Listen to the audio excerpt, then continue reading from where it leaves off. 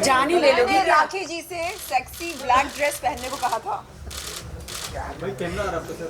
तुम इतनी हॉट लग रही हो, आग लगाओगी क्या दुनिया में? आग आपने लगा दी बहुत ज्यादा हर तरफ। So sweet. तो ये आपको इंडियन हॉट ड्रेस नहीं लग रहा? थोड़ा ये सा, वाइट नीचे करो, नहीं कितना हाई क्यों ग्रीन है? वाला वाइट किसका? क्योंकि मैं शादीशुदा हूँ। वाइट नीचे लो, किसका ग्रीन वाला वाइट? पहले ये म्यूजिक बंद हो जाए फिर उसको बोलिए ना, करेगा। बोला 2 मिनट बोला। बाहर चल रहा है वो, बाहर म्यूजिक चल रहा है, वो मत लो।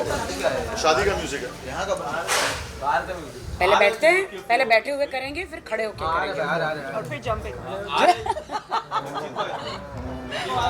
हाँ आएगा ही। बाहर चल रहे हो रुक जा, मैं बताता हूँ। और ये बता माले रहा दो बंदी करा।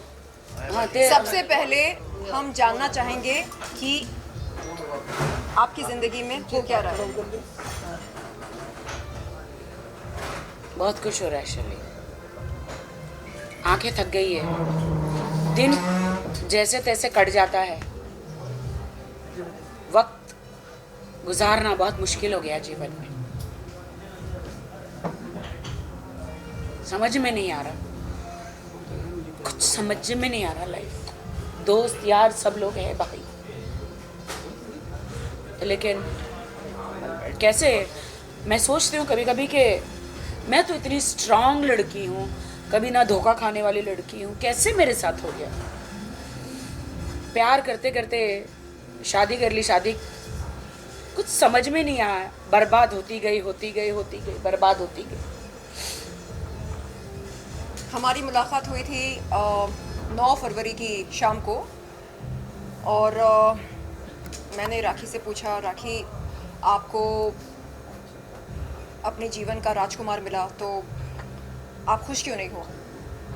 पता चला कि इनके जीवन का राजकुमार दुनिया का सबसे महान ठग निकला, जो लोगों को बेवकूफ़ बनाता है और लोगों के साथ फरेब करता है। और जब राखी जी ने मुझे हाल ही में ये बताया कि मैसूर की कोई ईरानी लड़की उनके झांसे में आ गई और उनके साथ कैसे इनके एक्स पति या नहीं, प्रेजेंट है, पतिदेव ने यौन उत्पीड़न किया, मेरे रोंगटे खड़े हो गए। मुझे लगा ओ माय गॉड, ये हो क्या रहा है? यानी ये बंदा कितनी महिलाओं के साथ गलत किया है। शादी से पहले भी और मेरी शादी होने के बाद भी कंटिन्यूसली उस लड़की ने मुझे होटल के पूरा सब कुछ भेजा है, audio bytes, WhatsApp, Snapchat, chatting.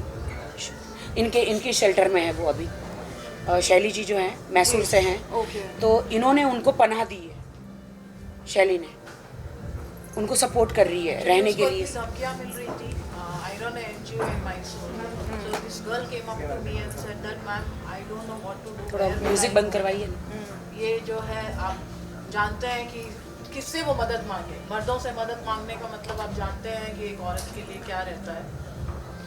क्योंकि मैं उसको पहले से जानती थी, मैं राखी को भी जानती हूँ, मुझे पता था राखी के साथ क्या हो रहा है, तो उसके साथ क्या हो रहा होगा ये मुझे काफ़ी अंदाज़ा था। तो जब वो आई तो मैंने इस पर काफ़ी विचार किया, मैंने राखी से भी डिस्कस किया कि कैसे इसको हमें क्या करना चाहिए इस लड़की को, क्योंकि तू तो आवाज़ उठा सकती है, इसका क्या करेंगे। ये भी उसकी बहुत ज़्यादा मतलब 5 सालों से ये लड़की के साथ जो है वो सब चल रहा था, जो राखी के साथ 7 महीने से चल रहा था। तो उसके बाद जब वो आई तो मैंने वहाँ से कार्रवाई की और जो है पुलिस ने और सब ने हमें सपोर्ट किया, और जो है धारा 376 के तहत उसके ऊपर मुकदमा जो है दर्ज किया गया है। और मैसूर पुलिस इस वक्त हमारे साथ यहाँ आई हुई है, जो कस्टडी लेने के लिए जो है इंतज़ार में है कि कोर्ट कल क्या ऑर्डर देता है, उसके बेसिस पे जो है आगे की प्रोसीडिंग हमारी तरफ से की। आज से 4 महीने पहले इस लड़की ने मुझे कॉल किया था मैसूर से, चीख चीख के रो रही है कि मुझे आदिल मार डालेगा, मुझे बचा लो। राखी मैम, अंग्रेज रहता है ना सेंटेंस, ईरानी एक्सेंट में। सोचे कौन है भाई ये राखी? मैंने उसको पूरा रिकॉर्डिंग रखा है, अभी भी रखा है, आपको भेजा हाँ, मैंने। मेरे को भेजा है। इस लड़की मुझे राखी में मुझे बचा लो, ये आपके साथ धोखा कर रहा है, मुझे छोड़ के यहाँ पे मुझे शादी के वादे करके आपके पास आया है, आपको यूज़ कर रहा है फिल्मों के लिए, पैसों के लिए, इन सब चीज़ों के लिए। तब तक मेरी शादी हो चुकी थी। और लिटरली वो लड़की का नाम मैं नहीं रिवील कर सकती हूँ, हाँ मैं नहीं करूँगी। तो मुझे कह रही है, और मैंने आदिल को बताया, आदिल ये सब क्या है। आदिल ने उसके घर में जाके दरवाज़ा तोड़ा, उसे पीटा, और भी लड़कों को जाके उसे पिटवाया। वो सारी रिकॉर्डिंग मेरे पास आई है। वो लड़की ने सारी पीटते हुए, दरवाज़ा तोड़ते हुए सारी रिकॉर्डिंग मेरे पास आई है। वो सारे लड़की मुझसे मदद मांग रही, मैं मदद नहीं कर पा रही हूँ। आदिल ने मुझे बोला कि नहीं, वो मुझे ब्लैकमेल कर रही है, ये कर रही है, तुम मेरी बीवी हो, बीवी की तरह रहो, तुमने इस्लाम कबूल किया है तो तुम हमें एक बंद कमरे में ही सब कुछ चुपचाप रहना चाहिए। मैंने कहा मैं इस्लाम कबूल की हूँ तो क्या हुआ, आप ऐसा किसी लड़की के साथ कर रहे हो तो मैं ये नहीं बर्दाश्त कर सकती। नहीं, आई विल सेटल। देखो मुझसे पैसे मांग रही है, देखो मुझसे ये कर रही है कि मेरी फ़ीस भर दो, ये कर दो। बाद में वो लड़की ने मुझे बताया कि इसने मुझे फंसा के अपने वीज़ा पे लाया, घर पे रखा, मुझे मारता है, और वो सारी 376 की धाराएं जो है लगी हैं वो सब करता है। मैम मुझे बचा लो। अब मैं जानू नहीं, मैं सोची कि क्या हो रहा है। इन्होंने मुझे उससे ब्लॉक करवा दिया, उसको भी बोल के मुझे ब्लॉक करवा दिया कि देखो उसके साथ में ऐसे वैसी सारी वीडियोस पिक्चर होगी तो एक बीवी को डेफिनेटली पसंद नहीं आएगी। तो वो उसने मुझे कसम खाई है कि वो मुझे छुड़वाना चाहती है, इसीलिए वो तुमको ब्लैकमेल कर रही है, मुझे ब्लैकमेल कर रही है, तुम इनकी बातों में मत आओ। तो तब मैंने शैली वो इंटरेस्ट नहीं लिया, लेकिन फिर भी मैंने उस वक्त उनको माफ़ कर दिया। फिर मैंने कहा चलो जाने दो। मुझे कहा कि उसकी माँ को कैंसर है, मैं उसको भेज दे रहा हूँ ईरान, और मुझे उस वक्त कहा गया कि ईरान भेज दिया। लेकिन बाद में फिर भी मुझे पता चला इन्होंने उनको जेवर खरीद के दिए, ऑडियो है मेरे पास, बिल्स है, इन्होंने उनको फ़ीस भरी, मेरे ही पैसों से फ़ीस भरी, केक भेज रहे, उनकी कैट्स को खाना तो चलो चल जाता है, उतना तो चल जाता है, उनके पास कैट्स इन्होंने दिए। मतलब पूरा खर्चा जो चला रहे थे सारे मेरे पैसों से पूरा खर्चा चला रहे थे।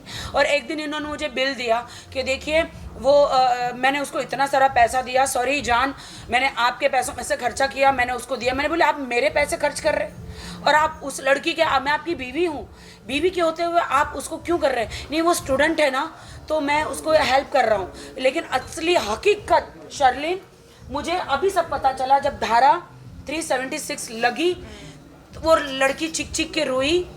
ये कब हुआ? जब मैंने मेरी शादी अनाउंस करी।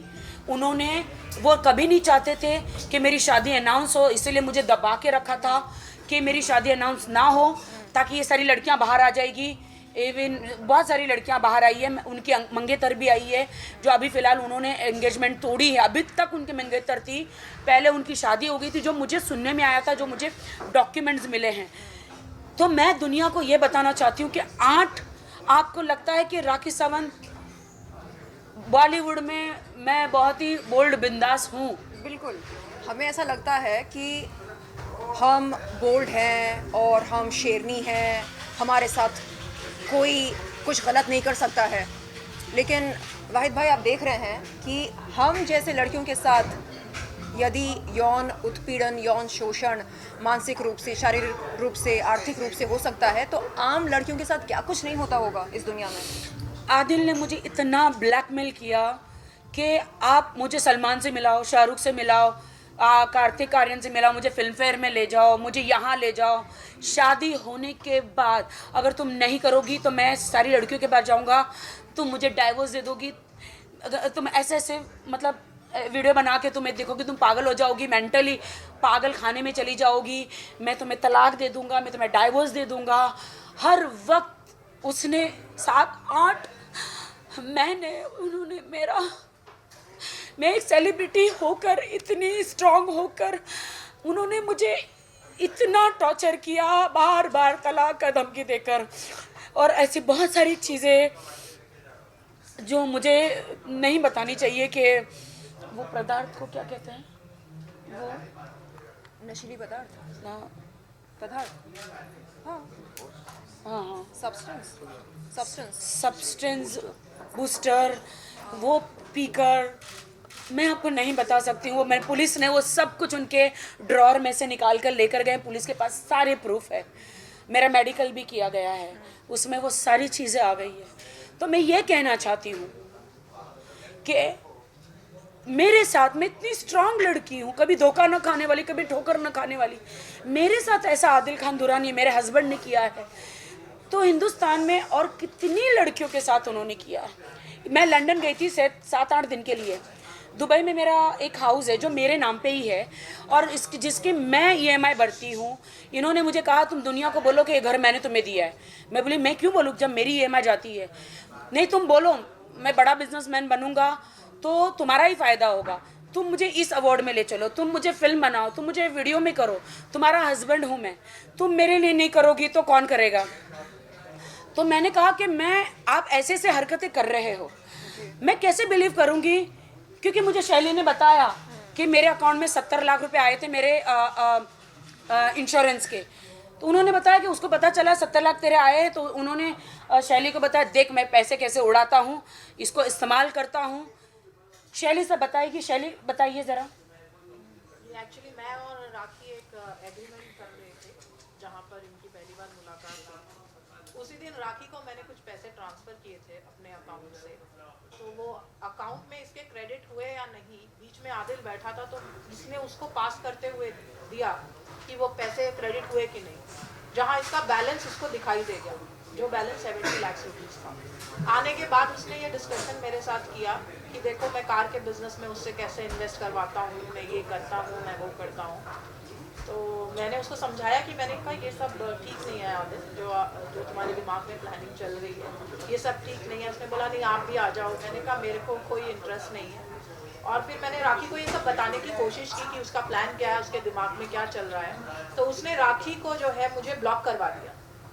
उसने बोला कि ये नहीं चाहती है कि हम दोनों एक साथ रहें, एक साथ मिलें या हमारा कोई आपस में संबंध बने, तो आप उस औरत को पहले ब्लॉक कर दीजिए। तो उन्होंने जो है मुझे ब्लॉक किया।